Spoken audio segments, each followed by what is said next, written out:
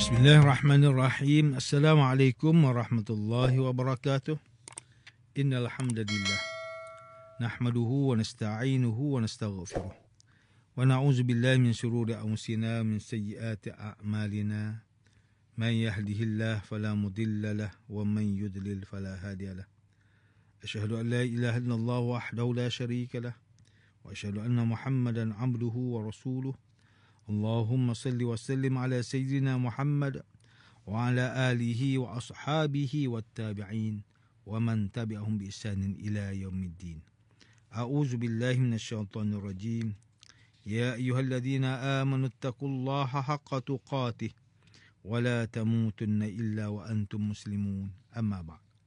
Yang berusaha Tuan Haji Ahmad Nazri Muhammad Yusof selaku penerbit rancangan tafsir Al-Quran dan seterusnya sidang pendengar yang dirahmati Allah Subhanahu wa taala, bersama saya Profesor Dr. Muhammad Najib bin Abdul Kadir, Pusat Kajian Al-Quran dan As-Sunnah, Fakulti Pengajian Islam, Universiti Kebangsaan Malaysia. Tuan-tuan, puan-puan, para pendengar yang dimuliakan, pada hari ini kita akan menyambung kembali rancangan tafsir Al-Quran bagi siri ke-45. InsyaAllah pada kali ini kita akan membincangkan mengenai pentafsiran ayat ke-59 surah Yunus. A'udzubillahi minasyaitonirrajim. Bismillahirrahmanirrahim. Qul ara'aytum ma anzalallahu lakum min rizqin faja'altum minhu haraman wa halala. Qul Allahu azina lakum am 'ala Allahi taftarun.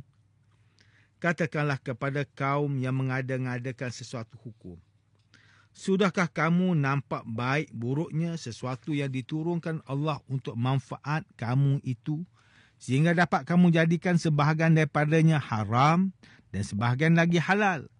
Katakanlah lagi kepada mereka, adakah Allah izinkan bagi kamu berbuat demikian?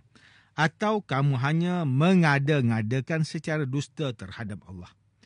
Muslimin dan muslimat yang dirahmati Allah, Profesor Dr. Muhammad Qureshi Shihab melalui kitabnya Tafsir Al-Misbah menyatakan pada ayat ke-59 surah Yunus ini bahawa ayat ini mengecam kaum musyrikin yang menyambut dengan gembira dan menerima sesuatu perkara, walhal perkara tersebut bertentangan dengan kehendak Allah Subhanahu wa taala dan berlawanan dengan ketetapan Allah Subhanahu wa taala. Mereka tidak sedar bahawa mereka sedang mensabotaj kebahagiaan mereka sendiri dengan mengatakan bahawa Allah Subhanahu wa taala membenarkan mereka melakukan sedemikian dan melarang mereka dalam perkara yang lain. Sedangkan sebaliknya apa yang berlaku? Mereka merugikan diri mereka sendiri dengan berbohong atas nama Allah Subhanahu wa taala. Kaum musyrikin menghalalkan sesuatu perkara yang haram dan mengharamkan sesuatu perkara yang halal sesuka hati mereka. Ayat sebelum ini telah menjelaskan mengenai keistimewaan Al-Quran. Kandungan Al-Quran yang membawa khabar gembira dan manfaat yang diperoleh daripada Al-Quran. Ayat 59 surah Yunus ini pula menyerang kaum musyrikin dan membuktikan kesesatan mereka yang tidak sahaja berkaitan dengan tanggapan buruk mereka terhadap Al-Quran yang suci, malah berkait dengan tauhid dan kepercayaan mereka terhadap agama Islam secara keseluruhan. Oleh itu Allah Subhanahu wa taala memerintahkan Rasulnya untuk memberitahu kepada kaum musyrikin yang mempersendakan agama Allah Subhanahu wa taala mengenai perkara yang diciptakan oleh Allah Subhanahu wa taala itu adalah untuk kepentingan manusia, termasuk kaum musyrikin.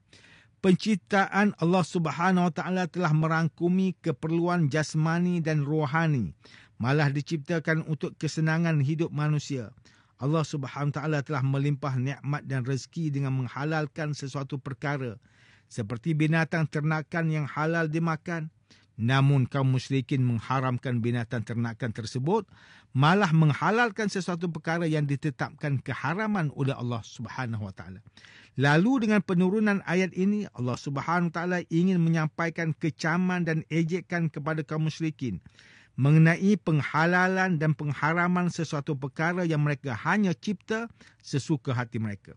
Sudah tentu penciptaan mereka tersebut tidak mendapat keizinan Allah Subhanahu Wa Taala, sedangkan telah ditetapkan penghalalan dan pengharaman sesuatu perkara yang sangat bermanfaat kepada manusia. Hanya Rasulullah sallallahu alaihi wasallam yang boleh menyampaikan khabar mengenai hukum halal dan haram daripada Allah Subhanahu Wa Taala.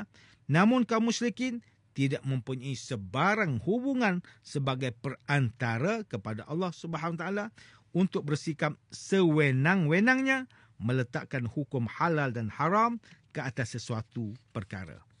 Profesor Dr. Muhammad Quraisy Shihab menjelaskan kalimah anzala pada ayat ke-59 surah Yunus yang bermaksud diturunkan.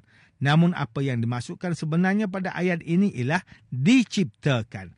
Kalimah ini dipilih bagi mengisyaratkan atau menunjukkan kelemahan berhala-berhala yang kaum musyrikin sembah tidak akan mampu untuk menciptakan sesuatu. Kebiasaannya, kalimah ini juga dimaksudkan dengan rezeki. Antara rezeki yang diturunkan oleh Allah Subhanahu Wa Taala kepada manusia ialah kitab suci Al-Quran. Kaum musyrikin tidak menyambut baik rezeki yang diturunkan Allah Subhanahu Wa Taala walaupun telah menerima pelbagai nikmat termasuklah Al-Quran yang mereka tolak.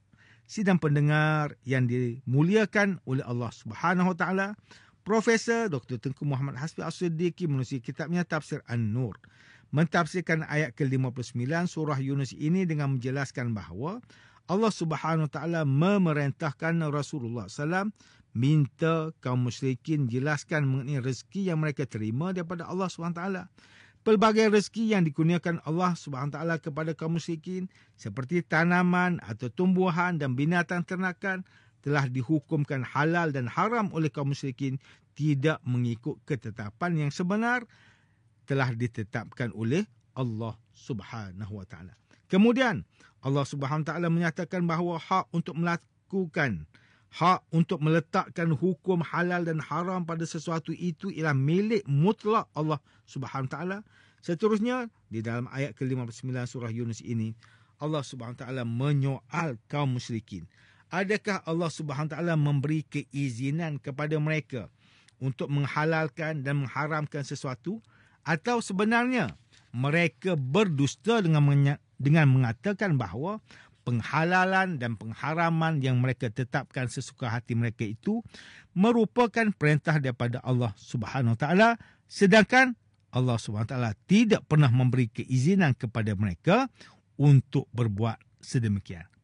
Manakala Profesor Dr. Haji Abdul Malik bin Abdul Karim Amrullah atau lebih dikenali sebagai Hamka melalui kitabnya Tafsir Al-Azhar ketika mentafsirkan ayat ke-59 surah Yunus ini menjelaskan mengenai rezeki yang Allah Subhanahu Wa Taala turunkan seperti binatang ternak. Contohnya kambing dan unta. Binatang ternakan ini halal untuk dimakan, tetapi kaum musyrikin mencipta peraturan sendiri dengan mengatakan binatang ternakan tersebut haram dimakan dan menghalalkan perkara yang lain semata-mata untuk menghormati berhala mereka. Maka ayat tersebut diturunkan untuk memberi teguran kepada kaum musyrikin di Mekah bahawa rezeki yang telah diturunkan oleh Allah Subhanahu Wa Taala telah ditetapkan ketentuan halal dan haram. Mereka tidak boleh berdusta dan meletakkan hukum sesuka hati mereka sedangkan mereka tidak mendapat keizinan daripada Allah Subhanahu Wa Taala. Malah mereka katakan bahawa hukum halal dan haram yang mereka ciptakan itu merupakan hukum yang telah ditetapkan Allah Subhanahu Wa Taala. Profesor Dr. Zainal Arifin Zakaria melalui tafsir inspirasi mentafsirkan ayat ke-59 surah Yunus dengan meletakkan tema Allah adalah sumber rezeki dan mindset mukmin cerdas. Profesor Dr. Zainal Arifin Zakaria menerangkan maksud rezeki dari segi harfiah ialah beraneka macam pemberian Allah kepada manusia di darat, laut dan di udara. Manakala dalam erti kata majas, betapa indah dan menariknya bidang ilmu dan kerohanian yang disediakan untuk manusia dalam kehidupan peribadi dan sosial. Tuan-tuan dan puan-puan yang dirahmati Allah, demikianlah tafsir bagi ayat ke-59 surah Yunus menurut pentafsiran oleh para ulama. Ayat ke-59 surah Yunus ini menjelaskan mengenai sikap kaum musyrikin yang berdusta dan mereka cipta hukum halal dan haram sesuatu perkara. Kaum musyrikin mengharamkan sesuatu perkara yang Allah Subhanahu Wa Taala tetapkan halal dan juga sebaliknya. Bukan sahaja mereka meletakkan hukum halal dan haram sesuka hati mereka, malah mereka turut mengatakan bahawa hukum merekaan tersebut merupakan perintah daripada Allah Subhanahu Wa Taala.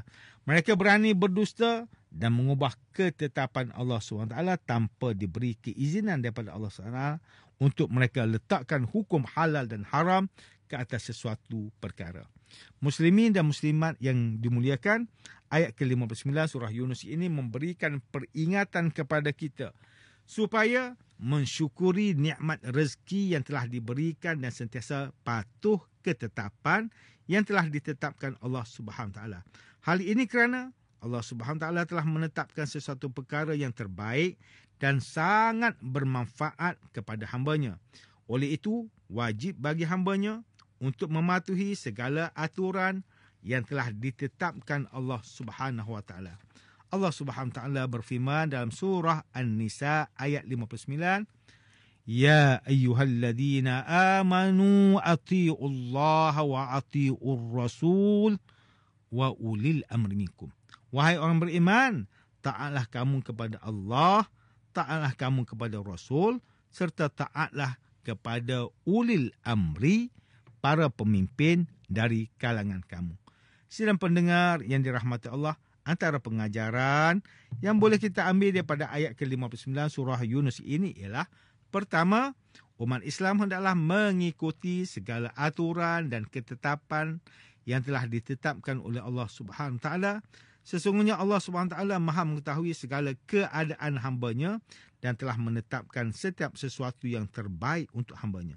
Kedua, umat Islam hendaklah mensyukuri segala nikmat dan rezeki yang telah diturunkan oleh Allah Subhanahu Wa Taala. Umat Islam hendaklah mendahului perintah dan ketetapan Allah Subhanahu Wa Taala berbanding perkara-perkara lain.